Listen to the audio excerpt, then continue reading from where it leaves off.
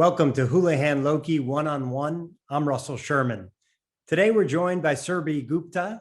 She's a managing director within the Financial Restructuring Group, focusing on a number of different assignments regarding bankruptcies and restructurings. Surbhi, great to see you. Thanks for having me.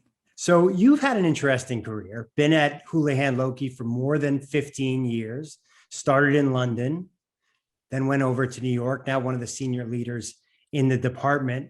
Kind of an interesting start, though. You actually thought you were interviewing for a different position at Houlihan Lokey, thought you were going into M&A, ended up in restructuring. Talk to us a little bit about that.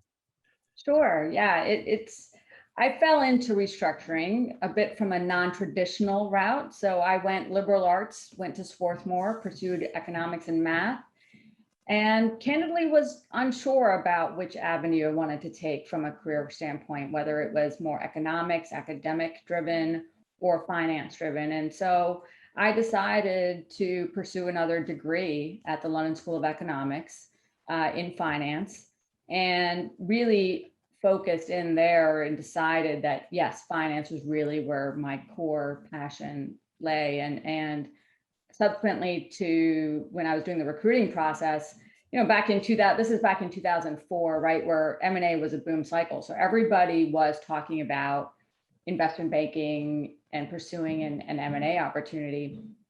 And so that's where my interest lay. And I interviewed at Houlihan thinking it was for a position in the M&A group.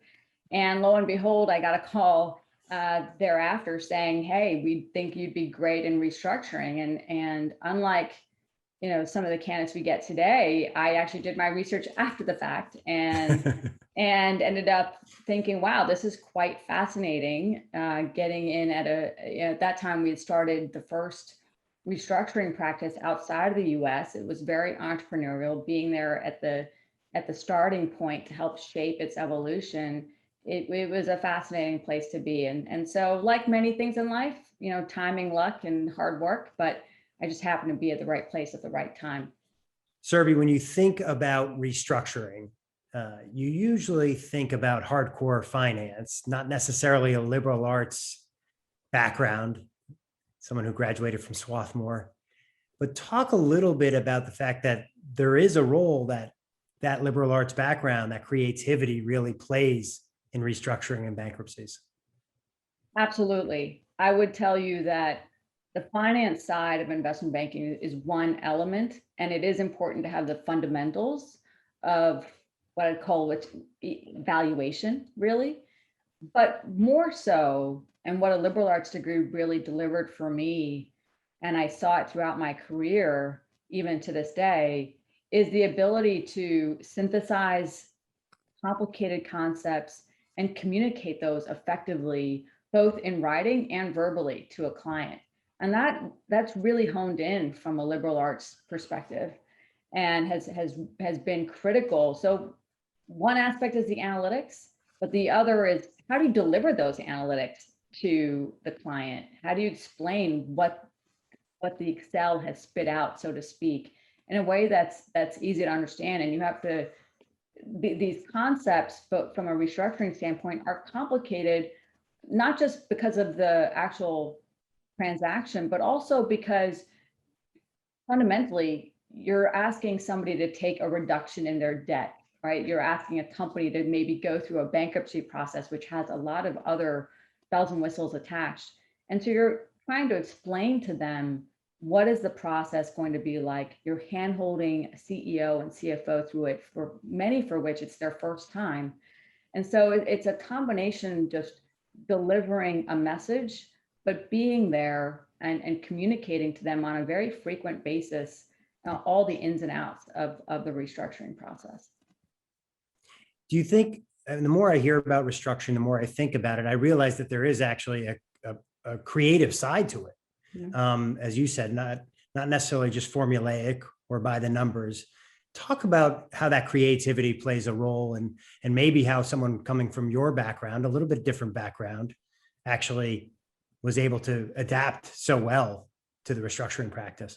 Yeah, it's a great question. I would tell you a couple of things. Stepping back, restructuring, right, at its fundamental level is about addressing the balance sheet of a business. And because of some catalyst, that catalyst could be liquidity driven. It could be you have a near-term maturity of your debt in your capital structure. It could be any number of catalysts, as we saw with the pandemic last year. For many of these businesses, it was simply because their revenues had become lopsided vis-a-vis the debt that was in their structure and what they were able to service on an ongoing basis. And so we focus a lot on figuring out what is the right capital structure here to best position a business on really solid financial footing for the future. And the level of creativity that comes in can be at all different elements of a life cycle of a deal. It's how you structure a deal. It's how you figure out what forms of consideration you can give the various constituents, debt, cash, equity, how you play with those variables, and how you effectuate a transaction, whether it's in court, out of court. A lot of people believe restructuring is synonymous with bankruptcy, and that's just not the case. Many of the transactions that we do are done out of the public eye, and we purposely, they're shrouded in secrecy so we can effectuate them in the most sort of optimal consensual manner. And so the creativity, as an example, for instance, we did Party City last year, which many may know as the go-to supplier for all things party related. And that was a business that, again, was hard hit by COVID. And the debt in the capital structure had actually started to trade down quite meaningfully. And there was a view that this business has a reason to exist. It has a purpose. There is a customer there. We all go to buy balloons at Party City and all the other sort of supplies that come with celebrating any sort of event. And there was a view in the capital structure and on the company side, let's leverage, let's utilize the fact that you have debt that's trading at a discount to figure out a way to create some deleveraging, i.e. take some debt off the balance sheet to best position the business, but also do it without having to go through a bankruptcy filing.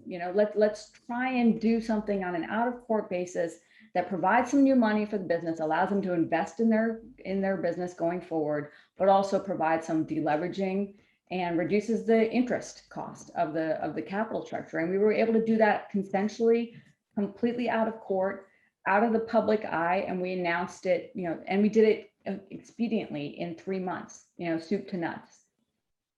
And it's so really from a liberal arts background perspective, I guess just the last piece of that is, there's a focus in all areas of investment banking to have the technical expertise down when you join.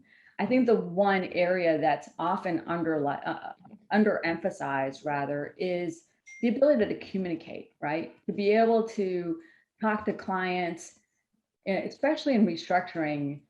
These are businesses that are needing to fundamentally reduce the amount of debt in most cases on their balance sheet. And that's a very tough conversation, both for the company to acknowledge that they have too much debt, but also for creditors and people that have lent money to say, you're not going to receive the same sort of return that you were banking on when you originally lent this business that capital.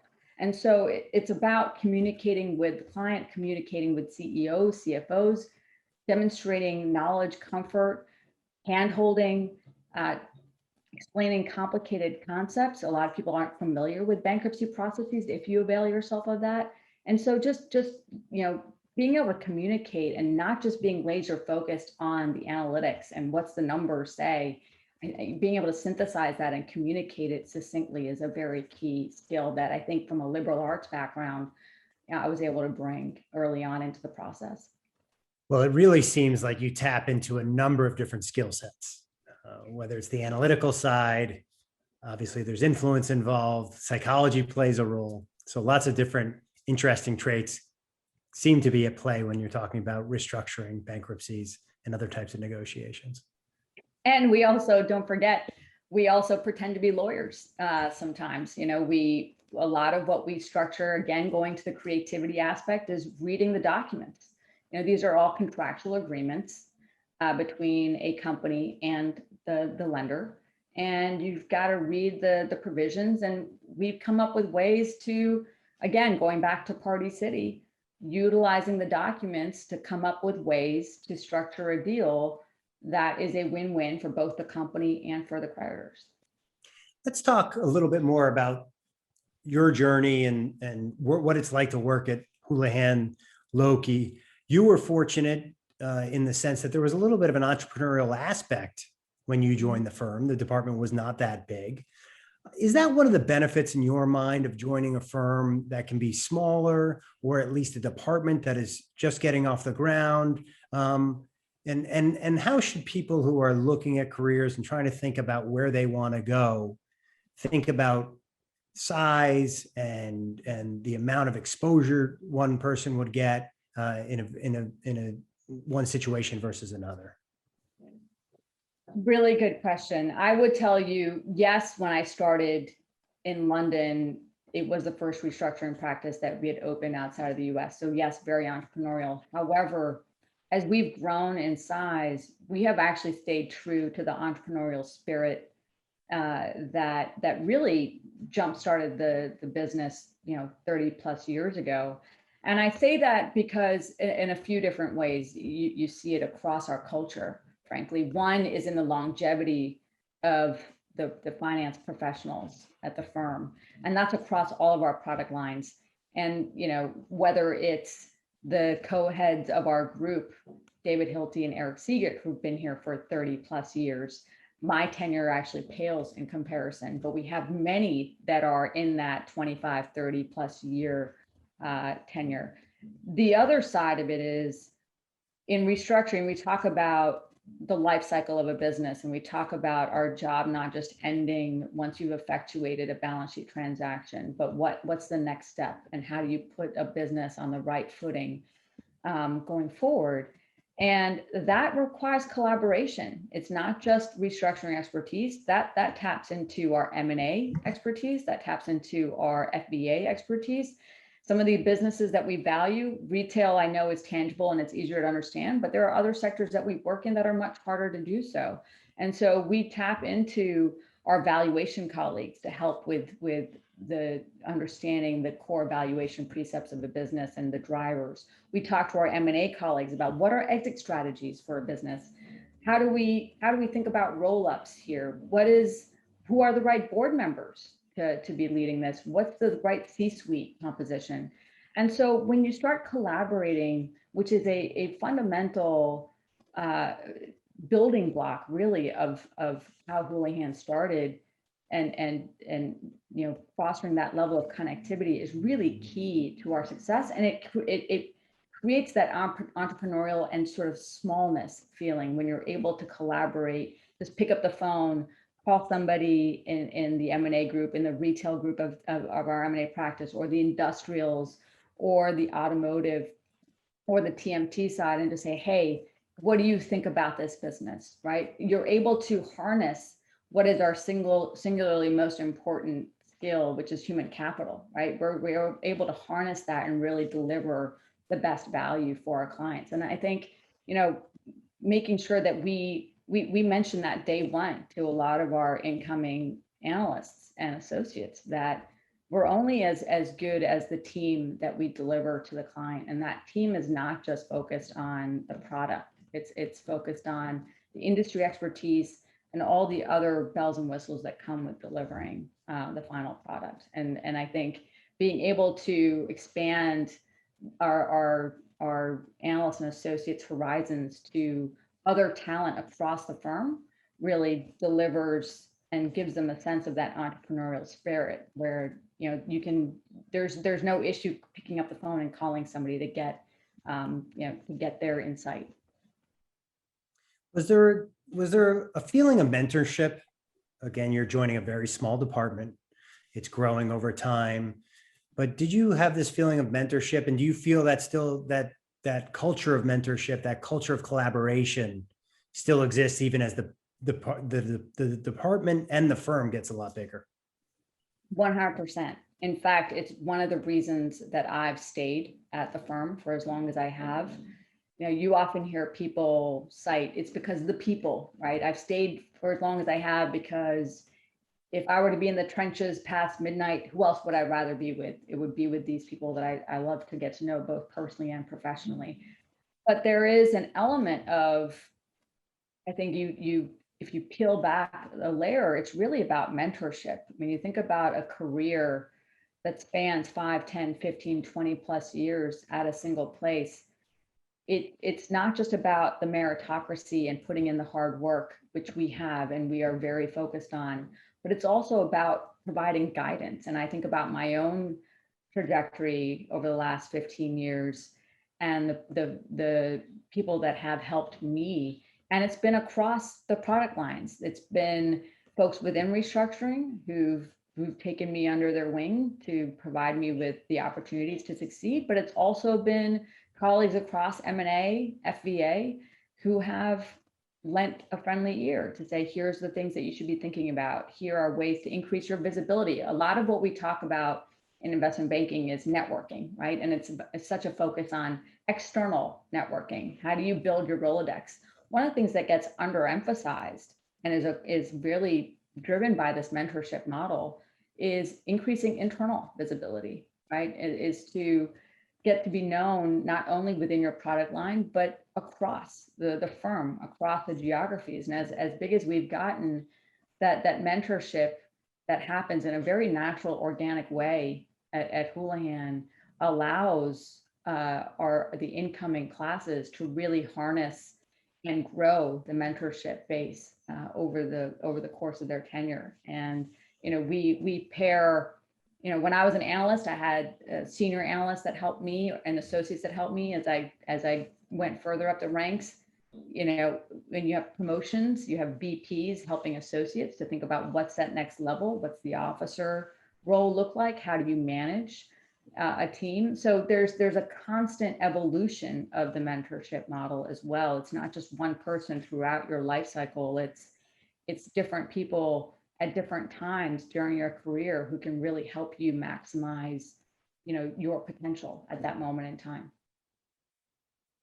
You've grown up at the firm, both professionally and personally, started a family during the course of your tenure at Houlihan Lokey. Can you speak to the work-life balance, what that's been like and how you've navigated that? The work-life balance is a very tough phrase. I think it's a very relative thing that we all have to figure out for ourselves. And the good news is, and what I've been able to do at Houlihan is create a schedule that works for me, that works for my family. And I think it's about setting boundaries. It's about figuring out, okay, I get to work at this time. I also, need to leave by X time so I can see my kids at night for a few minutes before they go to bed. It's about finding ways to, and that I guess that balance isn't always there every day. And it's also about just being okay with things falling through the cracks. It's about being okay with not making all the calls that you needed to in a given day because you had to deal with school related issues or parent teacher conferences. So I think there's a certain understanding and that just comes with the fact that you're juggling a lot more than you were. And while, previously before I had kids, there was no limit to how many hours I could work in a given day. I would stay till 10 midnight, whatever needed to get done, I would stay there and be with a team to do it. Now I found ways to just be also more efficient. So to me, work-life balance is a combination of boundaries. It's about understanding that your own limitations, frankly, and three, it's about being more efficient with your time. That just naturally comes with having a family and having to prioritize. Unfortunately, I'm not sure there's much work-life balance these days when we all live at work, thanks to the pandemic. Yes, that's an understatement. I would say that I'm actually coming off of 1 week where my kids were at home quarantining from school because of a case. So, my ability to do work efficiently was, I had to remind my deal teams, look, unfortunately, I'm going to miss XYZ call. I'll catch up after, or I'll get to it later in the night. And there was an accommodation, right? People understood that I may not be looking at emails as frequently as regularly. So, we all kind of roll with the punches and as part of a team, you cut each other slack when you need to. The work atmosphere that you've described at Houlihan Lokey feels to be a nice mix of formal and casual, in the sense that you guys are all ready to put the suit and tie on and suited and booted when necessary, but maybe that suit's hanging on the back of the door, and you guys can sort of have a little bit more of a relaxed atmosphere as you go about the normal workday. Can you talk about that balance and why it appeals to you so much? Yeah, look, I think one of the things that is part of our culture is, to put it simply, is not to take ourselves too seriously, right? Where we come into work, we put our head down, we do the work, we work in a team. Oftentimes there are folks that will knock on my door and say, hey, have you ever done a deal like this? Could you help me out? I think you did a situation like this a couple of years ago. There's a lot of collaboration, not just within your strict deal team, but across the platform. We all understand, we learn from each other. And, I think that's just ingrained in who we are, is about, again, it's a meritocracy. It's about putting your best foot forward. It's not about how you dress. And, it's really about the delivery of the product. Now, that being said, we want to have our analysts and associates, whenever we can, we bring the full team to meetings, right? And we want to be inclusive. And so, recognizing that everybody's not wearing a suit and tie, myself included these days, we have full closets now where people have all bits of paraphernalia ready to go, because on a moment's notice, you never know. You have a meeting to go to, and you'd rather not have missed out on the opportunity just because you didn't have the right attire handy. So I think what that signals to me is there's just a general flexibility. There's you got to be comfortable. You're working long hours. Be comfortable in who you are and how you dress, but be ready to go when you need to be. You are one of the most senior women in the department. Share your thoughts about the importance in your mind of diversity of thought, diversity of background, and what it means to the overall work product, and how you think about it from a recruiting standpoint when it comes to building a team at Houlihan Lokey. Yeah, I mean, diversity of all kinds is very much front and center for both myself as a woman of color, but also as the firm. Given what's happened in the last year, 18 months, we have started the Diversity, Inclusion, and Equity Council as part of an endeavor to create and increase a few things, to increase representation, retention of individuals of diverse backgrounds. It's to foster culture and community building and embrace diversity of thought. And it's to force leadership to really enact policies that are helpful in fostering a greater sense of diversity. And so we have, through those endeavors, we've really empowered, I would think, our junior staff to come up with ways. It's not just about a top-down approach, right? It's about junior staff, empowering them to be thought leaders, to help us navigate how do we increase diversity. And so some of the things that I do, I spend a lot of time on the mentorship side, whether as it relates to retention. On the recruiting side, we spend considerable time recruiting candidates at our schools with diversity, and is a core precept of that. And then thinking about policies, whether it is at, simplistically maternity leave, paternity leave, all the way to how do you just foster greater connectivity? We've all been working virtually, right?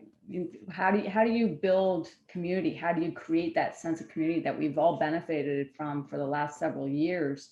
And so creating even opportunities for junior staff to interact with senior leadership, understand where is the firm headed, right? What are you thinking? Scott Beiser, how do you think about the next steps in Houlihan's evolution and life cycle? So it encompasses a lot of different types of just connectivity and embracing of diversity. And that diversity is not just, ethnic diversity, gender, and it's also just diversity of thought and getting all those minds to the table and making them understand that they have a seat at the table. And so I spearhead some of the subcommittees at the DE&I level that are really focused on, attracting junior talent to sit on those subcommittees and say, okay, what do you think? How do you think we should tackle, XYZ sort of situation? It's been a really interesting conversation. Before we let you go, love your thoughts on, in your mind, the type of candidate that does particularly well in restructuring. What are the skill sets? What's the type of personality that does well? So I'll prioritize it for you if I could. I would say, first and foremost, personality-wise, having somebody who's incredibly passionate about learning and being able to thrive in the chaos that is often the restructuring world. We're dealing with situations that go bad to worse in a minute, and businesses that are running out of cash, as we saw with the pandemic last year.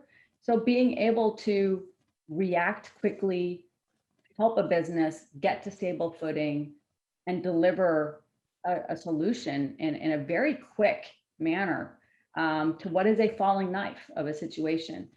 Those are really some of the key personality traits that we're looking for.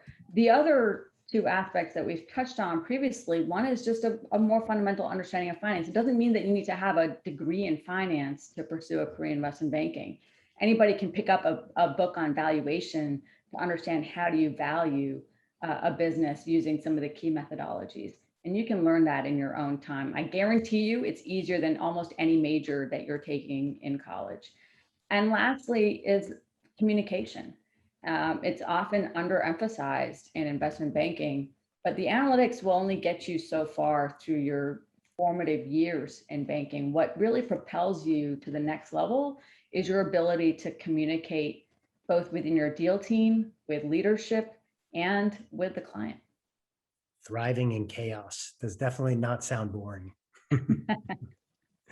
Surbhi, thanks so much for spending time with us. Really interesting conversation.